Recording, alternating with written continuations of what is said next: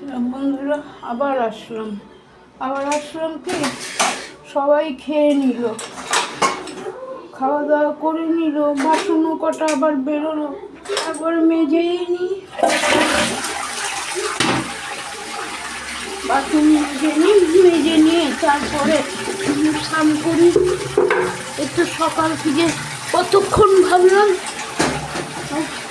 সাবান দিয়ে স্নান করবো না, স্নান না করে তো পারবো না, গায়ে জল ঢালবো, শীত করছে, কিন্তু বলে কি হবে, শীত করলে কি হবে রে বাবা, কাজ তো করতেই হবে, আমার কাজ করতেই হবে। খাবার দাবার হয়ে গেল, আবার দুটো বাসন বেরোলো,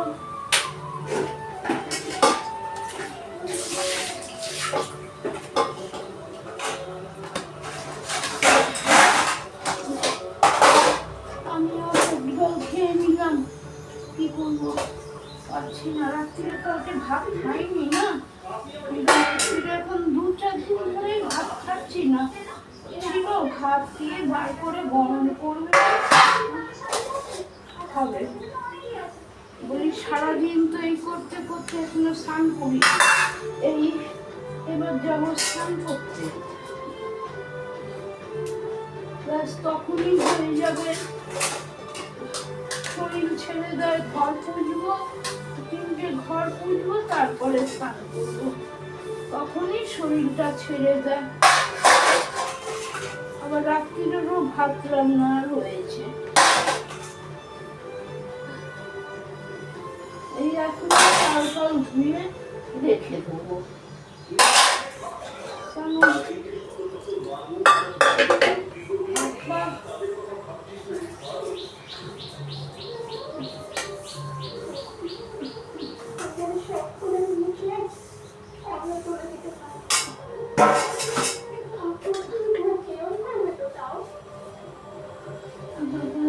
শরীর খারাপ বলেই তো ঝগড়াঝাটি হয়ে যাচ্ছে, কি বলবো, কাকে বলবো, যতক্ষণ শরীর সাথে করতে পারি কাজ, শরীর যখন খারাপ হয় তখন আর কাজ করতে পারি না, একদম বলতে গেছে বাপের বাড়ি কালকে রাখি, ওরা তো বুঝি রাখি পড়াবে না, বউ রাখি পড়াবে না, কেন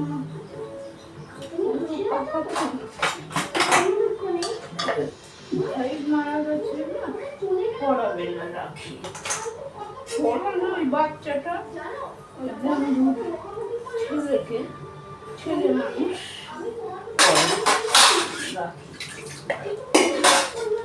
রাত্রে হাড়ি গুড়ি সবই মেজে রাত্রে,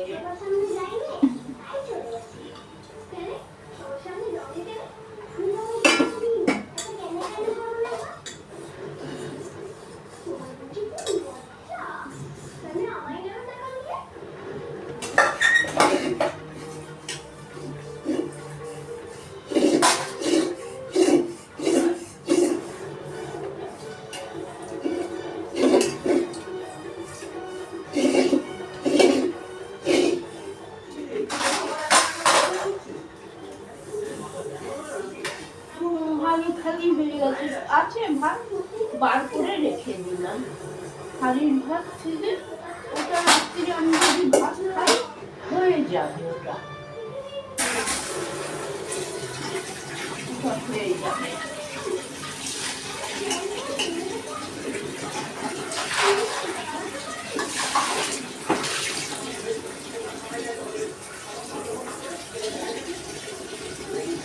টাইমটাও তো দেখতে হবে না, সকাল থেকে উঠে কাজ করবো নাই করবো না, যারা হলে খিদে পাবে খেতে তো হবেই, না খেলে কিছু হবে, সবারই খিদে আছে, খেতে পারবে না,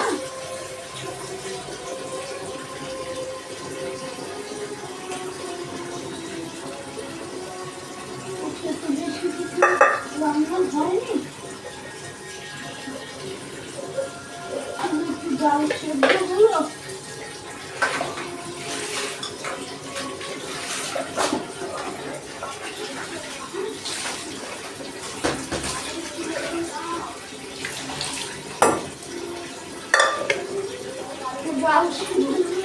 ডাল সিদ্ধ সেই সোমবারই দিয়েছে।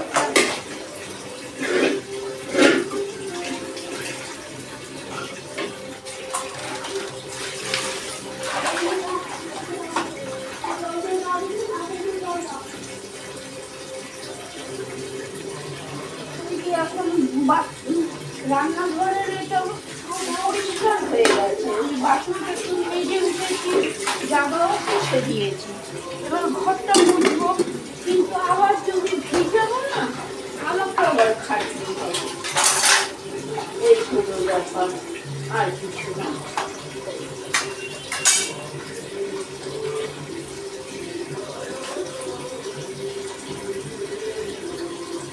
এবার ঘর তুলবো।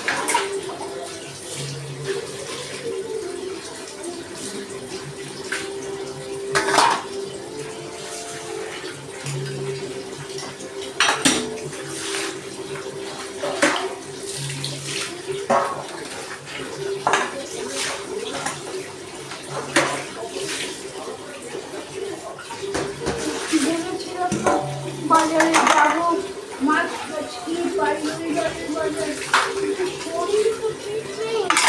যাবো কি, শুধু বাজার করবো, রান্না বান্না বাসন মাজা সব। এই হলো ব্যাপার, আর কিছু না।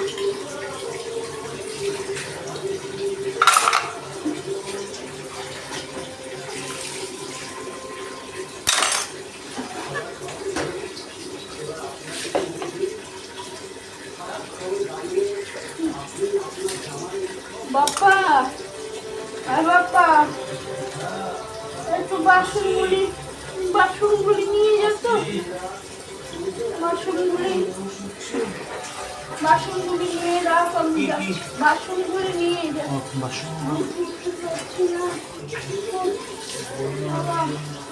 কি বলবো, কাকে বলবো, তক্ত বসে না শুয়ে নরম বিছানা সবার খিদে পাবে, খেতে হবে না খেয়ে। শক্ত জিনিসে শুলে কি হয়? আমি অন্য কথা বলছি, আমি এই কথা বলছি না। আচ্ছা, শরীর খারাপ বলছি। শক্ত বসে শোয়ার সাথে কি সম্পর্ক? ভুলিয়ে দিস কেন, কথাকে বুঝতে পারি না। কথা বলতে দেবে না, আটকে রাখবে। আরে ভাই, তুই তো অন্য দিকে চলে যাচ্ছিস কথা। শরীরটা খারাপ লাগছে এখন, কাজ আমি একদম করতে পারছি না। তা তক্ত বসে শোয়ার সাথে কি আছে? এখানে শক্ত বিছানা শুয়ে নরম ঢিলা হয়ে যাবে। তোকে বোঝানো যাবে না, বোঝানো যাবে না, তোকে বলেও লাভ নেই কোনো।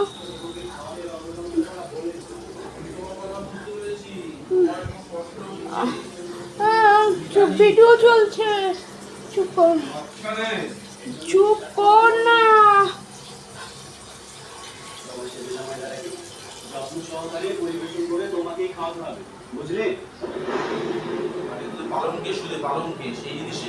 বারবার বলছি ভিডিও চলছে।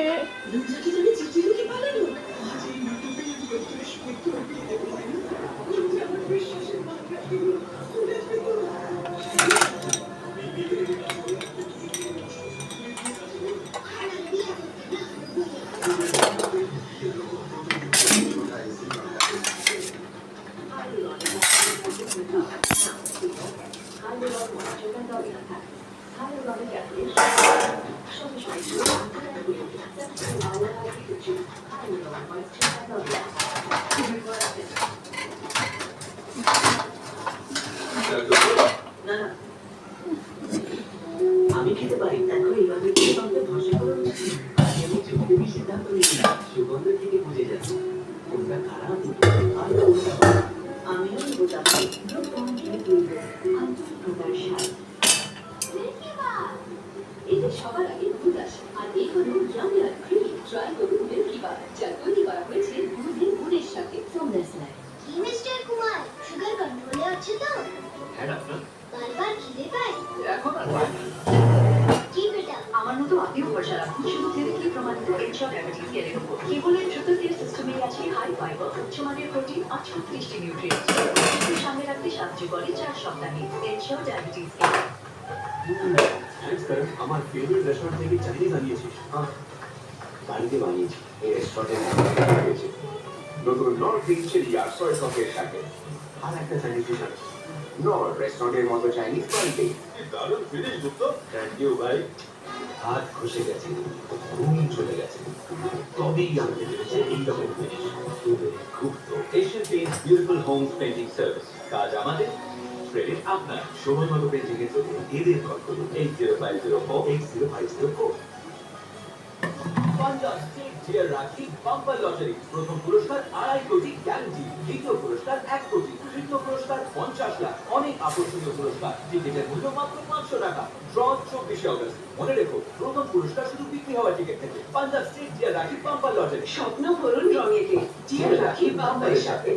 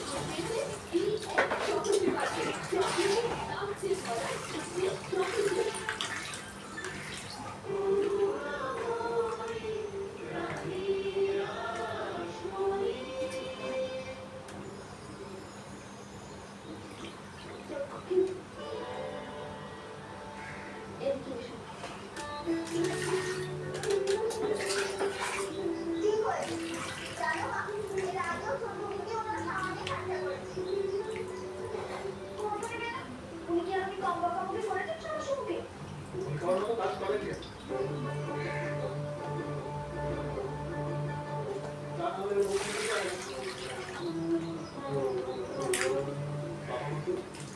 তুমি ছোট প্রভুকে আপনি আগে কেন করছো? সে তো বয়সে তোমার থেকে অনেক ছোট। আর তাছাড়া তুমি হলেও সেজন্য আমায় হ্যাঁ, তুমি বলোই না। যদিও আপনি আগে করে বলতে বকাঝকাটা আমি এমন কথা বললেন তো?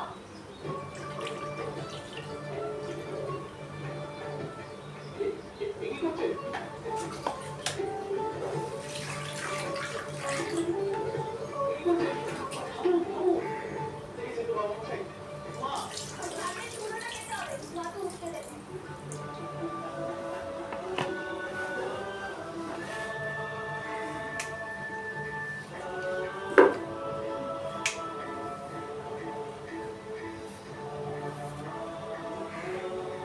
আস্তে আস্তে উনি সহজ হয়ে উঠছে।